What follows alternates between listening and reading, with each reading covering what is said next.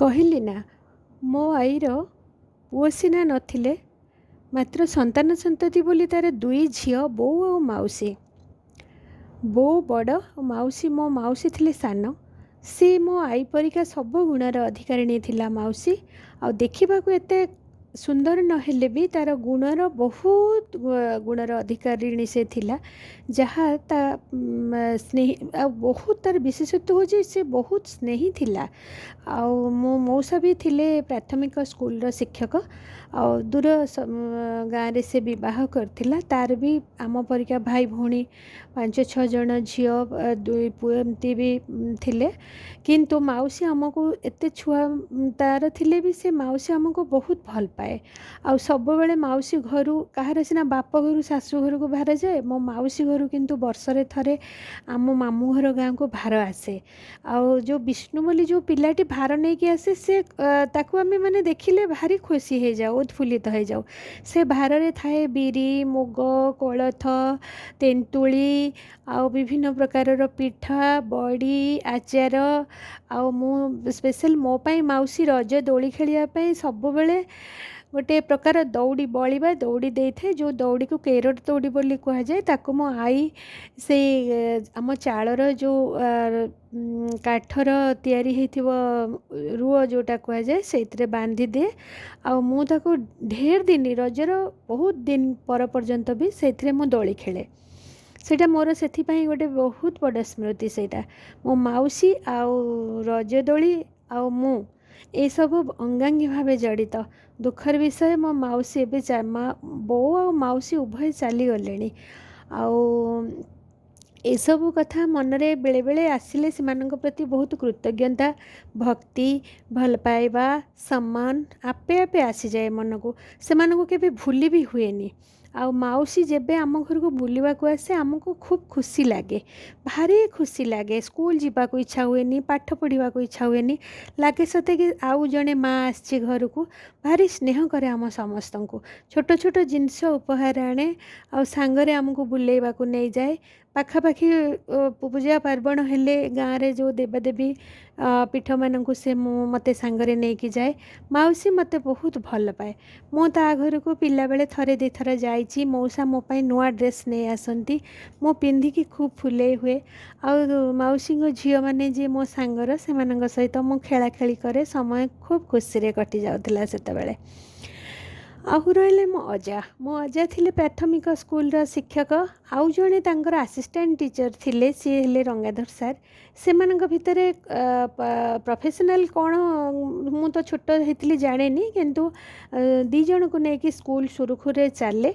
ଆଉ ମୋର ବେଶୀ ତତ୍ତ୍ୱାବଧାନ ନିଅନ୍ତି ଅଜା ସବୁବେଳେ କହନ୍ତି ରଙ୍ଗାଧର ସାର୍ଙ୍କୁ ଯେ ସେ ବି ମୋତେ ଟିକେ ଦାୟିତ୍ୱ ନେବେ, ମୋର ପାଠ ପ୍ରତି ଦାୟିତ୍ୱ ନେବେ। ସେଇଠି ଯେତେବେଳେ ରଙ୍ଗାଧର ସାର୍ଙ୍କ କଥା ଆସେ, ମୋର ଏବେ ବି ତାଙ୍କ ପାଇଁ ମଥା ନଇଁଯାଏ। ବହୁତ କୃତଜ୍ଞତାରେ ମୋ ଆଖି ଛଳଛଳ ହେଇଯାଏ। ସିଏ ଏବେ କେଉଁଠି କେତେ ବୟସର ଅପରାହ୍ନରେ ପହଞ୍ଚିଥିବେ, ଉପନୀତ ହେଇଥିବେ। ବଟ୍ ମୁଁ ତାଙ୍କୁ କେବେ ବି ଭୁଲି ପାରିବିନି କୌଣସି ପରିସ୍ଥିତିରେ। ଖୁବ୍ ଛୋଟବେଳେ ସିଏ ମୋର ଖୁବ୍ ଯତ୍ନ ନେଇଥିଲେ। ଆଉ ପାଠ ପଢ଼ାନ୍ତି, ମୋ ପାଇଁ ନୋଟ୍ ତିଆରି କରିଦିଅନ୍ତି, ମୁଁ ଘୋଷା ମୋଠୁ ଆଦାୟ କରନ୍ତି, ମୋତେ ବହୁତ ଗାଳି ବି ଦିଅନ୍ତି, ମୋତେ ବହୁତ ସ୍ନେହ ବି କରନ୍ତି। ମୋ ପାଠ ପ୍ରତି ସେ ଖୁବ୍ ଯତ୍ନବାନ ଥିଲେ। ମୋତେ ବହୁତ ଗାଇଡ଼ କରିଛନ୍ତି ସେ ପିଲାବେଳେ। ଆଉ ସବୁଠୁ ତାଙ୍କୁ ବେଶୀ ମୁଁ ଗୁରୁଦିବସ, ପର୍ଟିକୁଲାର ଗୁରୁଦିବସ ଦିନ ହିଁ ସବୁବେଳେ ମନେ ପକାଏ। ଯେଉଁ ଗୁରୁମାନଙ୍କ ବିଷୟରେ ଲେଖାଯାଏ, ମୁଁ ସବୁବେଳେ ଚିନ୍ତା କରେ, ମୁଁ ରଙ୍ଗାଧର ସାର୍ଙ୍କ ପାଇଁ ମୋର ସେ ନମସ୍ୟ ଗୁରୁ, ମୋର ପ୍ରଥମ ଶିକ୍ଷକ ଥିଲେ ସିଏ। ଆଉ ଅଜା ତ ଅଜା, ମୋ ଅଜା, ସେ ଟିଚର ହୁଅନ୍ତୁ କି ଯାହା ହୁଅନ୍ତୁ, ମୁଁ ତାଙ୍କ କୋଳରେ ବଢ଼ିଛି। ତାଙ୍କୁ ମୁଁ ଶିକ୍ଷକ ଭାବରେ ନେଇପାରୁନଥିଲି। ଆଉ ମୋର ଦେନ୍ ଆସନ୍ତି ଯେଉଁ ରଙ୍ଗାଧର ସାର୍, ତାପରେ ଯେ ରଙ୍ଗାଧର ସାର୍ ମୋର ଦାୟିତ୍ୱ ନେଇଥିଲେ, ତାଙ୍କ ବିଷୟରେ ମୁଁ ସବୁବେଳେ ମନେ ମନେ ମାନେ ତାଙ୍କୁ ଚିନ୍ତା କରେ, ତାଙ୍କ ପ୍ରତି ଭକ୍ତି ଭାବନା ଆଣେ। ଆଉ ଯେତେବେଳେ ଶିକ୍ଷକ ଦିବସ ପାଳନ ହୁଏ, ଦୁନିଆ ଗୁରୁଙ୍କୁ ପୂଜା କରନ୍ତି, ମୁଁ ସେତେବେଳେ ମୋର ତାପରେ ସ୍କୁଲ କଲେଜରେ ବହୁତ ଶିକ୍ଷକ ଥିଲେ, କିନ୍ତୁ ମୋ ମନଟି ଟାଣି ହେଇଯାଏ ସେ ରଙ୍ଗାଧର ସାର୍ଙ୍କ ଆଡ଼କୁ। ତାଙ୍କ ନାଁ ଥିଲା ରଙ୍ଗାଧର ରାଉତ। ସେ ନଈ ସେପାରିର ଗୋଟିଏ ଗ୍ରାମାଞ୍ଚଳରୁ ସେ ଆମ ଗାଁକୁ ସରକାରୀ ଚାକିରିରେ ବଦଳି ହେଇକି ସେ ଆସିଥିଲେ, ଆମ ସ୍କୁଲରେ ଜଏନ୍ କରିଥିଲେ।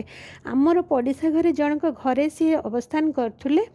आउ तांको पिला मु आउ जणे मामू को घर पिला एमती मिसिकी संध्या बेले तांको पाखरे ट्यूशन पढ़ू आउ से समस्त भितर मते बहुत जत्न नियंती तापरे मोर मु तो बहुत छोट थी एबे सब कथा गुड़ा मने पकई पारुनी किंतु मोर सबुठू बहुत बड़ स्मरणीय घटना तांको सह घटिथिला सी मते सब बेले नौथिले स्कूल रू आउ गोटे पाख गाँव स्कूल को जो स्कूल रे आमर तृतीय श्रेणी स्कॉलरशिप वृत्ति परीक्षार वृत्ति जो स्कॉलरशिप पैसाटा मते मिलवा को थाए मासक से 7 टंका लेखा मिले मु वर्ष को थरे कि 6 मास रे थरे जो पैसा आसे तृतीयर चतुर्थ आ पंचम मिसे जो चतुर्थ पंचम फुल 2 वर्षर सी मते 6 मास रे थरे मते नै कि जानती से स्कूल को साइकिल आगे बसई कि जो दिन मोर टंका आसबार थाए आ मु सारंग साइकिल रे बसिकी जीवा कथा थाए सकाळु मते राति निद ही न थे सकाळ उठी मो गोड़ एठी सेठी पड़े खुशी रे नाची जाए मने मने मोर द्वितीय भूणी मोर बहुत जत्नशीला सी मते मो मुंड कुंडे दे तेल मारी मुंड कुंडे रिबन बांधी